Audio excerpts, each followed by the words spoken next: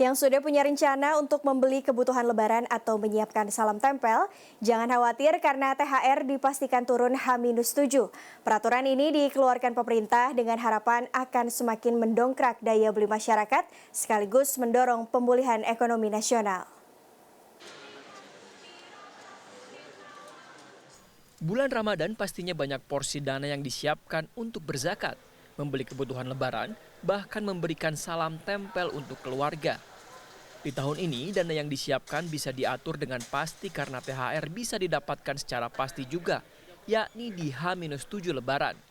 Menteri Tenaga Kerja Ida Fauzia dalam webinarnya Senin siang menjabarkan, semua pekerja dengan status outsourcing dan tetap berhak menerima tunjangan Hari Raya Keagamaan. Menaker mengimbau seluruh pengusaha untuk mencairkan THR karyawannya secara penuh dan tepat waktu. Sebelum saya mengeluarkan surat edaran ini, kami telah melakukan diskusi dengan stakeholder yang ada di LKS Tripartit maupun di Depenas.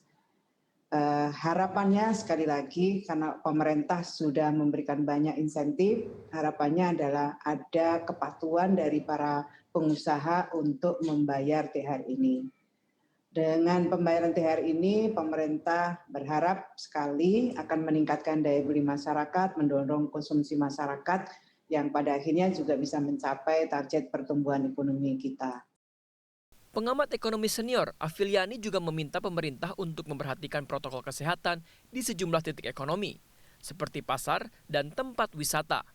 Ini dilakukan agar masyarakat bisa dengan aman membelanjakan dananya tanpa kekhawatiran.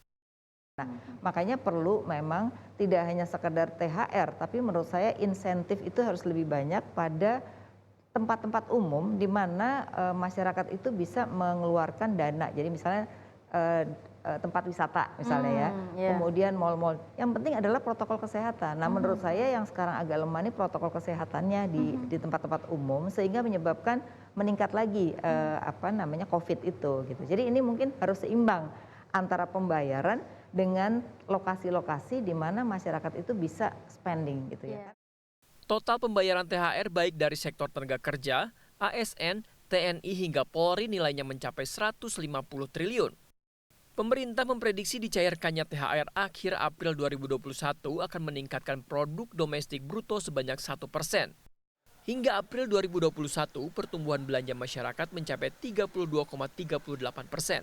Naik drastis dari bulan Februari yang berkisar di 0%.